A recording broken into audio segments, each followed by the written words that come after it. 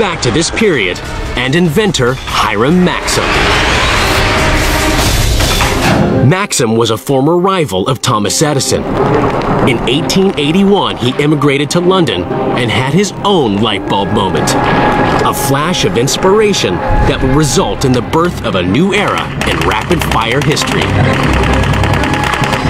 Hiram Maxim was an inventor, and he happened to find himself in Paris at a convention, and somebody told him, if you want to make a pile of money, invent something which will enable these Europeans to cut one another's throats with greater facility.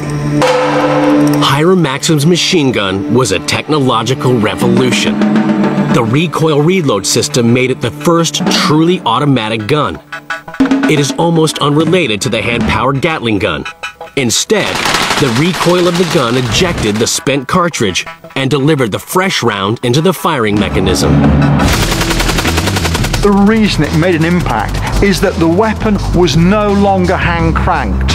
Weapons like the Gardner, the Gatling had to be cranked round. They're not true machine guns. But Hiram Maxim's weapon used the energy of the bullet going one way to reload, plucking a bullet out of a belt and giving you a rate of fire of 500 to 600 bullets a minute. One cock places the cartridge ready to be loaded into the barrel.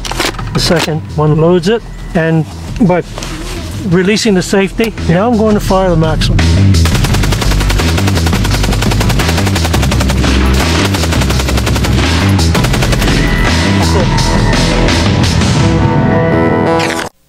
It makes Sir Hiram a lot of money, and it gives us a beautiful old saying from the poet Hilaire Belloc.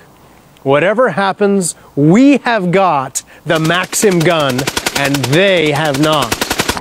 In the 20th century, the market for Maxim's machine gun was huge. Tensions between the major global powers created a wide-scale military buildup, and the Americans, Germans, French, and British all invested in Maxim's design. And by 1900, most major powers had Maxim guns at the rate of about 2 per battalion. That's 2 machine guns per 1,000 soldiers. They were heavy, they were cumbersome, and nobody knew how to use them. But in a deep and significant way, they did chart the way ahead. The new automatic killing machine shook up battlefield tactics. For hundreds of years, armies had attacked in massed ranks. But the Maxim gun changed all that. These things traversed a good deal, and you could shoot 300, 400 rounds of ammo on one traverse. And if you're charged with a 300-man force of people, it wouldn't take you long to kill every one of them. Now, when both sides do the same thing, it makes your mass charges almost superfluous. Despite its lethality, the Maxim was too heavy for mobile warfare. It needed a big tripod and a 2 to 4 man team to operate. But the First World War could have been designed with Sir Hiram's monster in mind. The machine gun was about to come of age.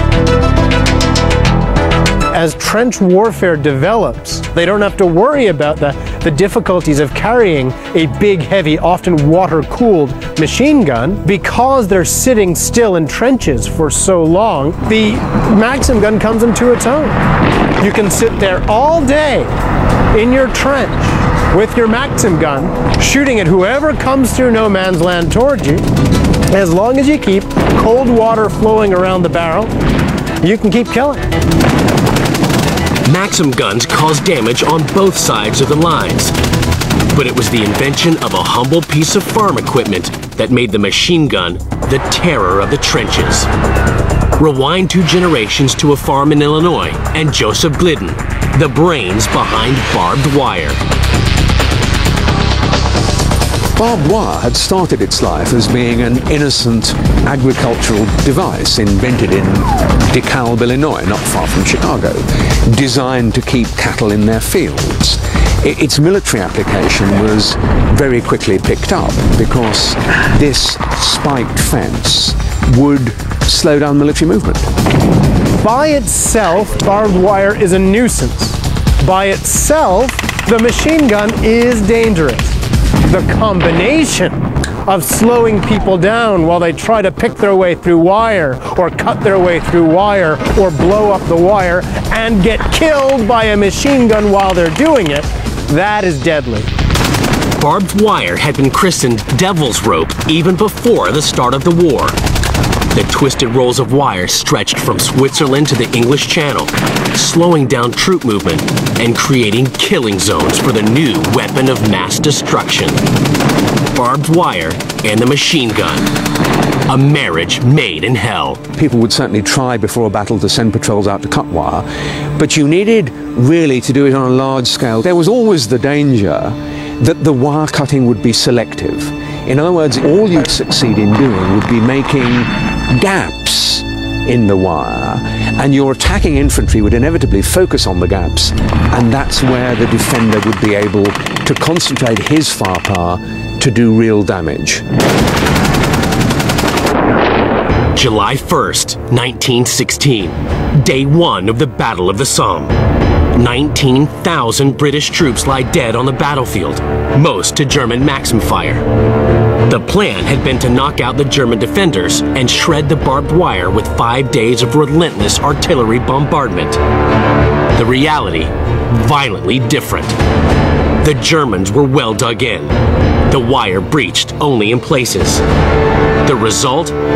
The bloodiest day in British military history. On its own, barbed wire won't stop an attacker, but cover that defense with machine guns and you've got something that can funnel the attackers and give you time to slaughter them.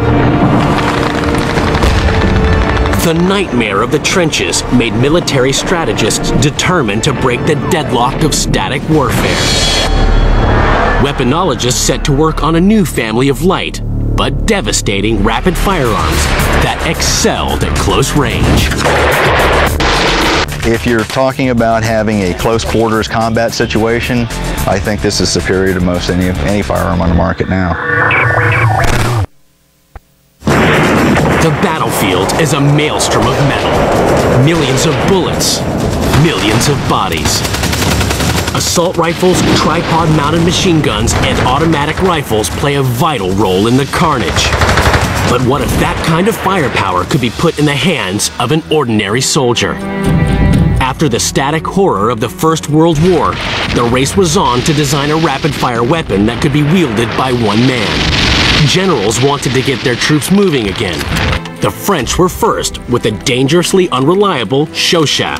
During the First World War, there were basically two different types of weapons on the battlefield. One was the bolt-action single-shot rifle. The other weapon was the machine gun. Machine guns, however, were quite heavy. The French were the first to come up with a weapon that would fire automatically, but could be carried by one single soldier. It was light enough. But the Chauchat had issues.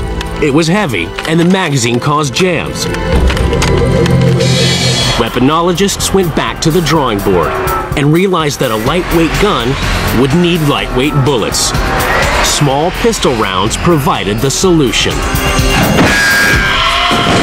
A submachine gun has the high rate of fire of a machine gun, but it's basically a pistol.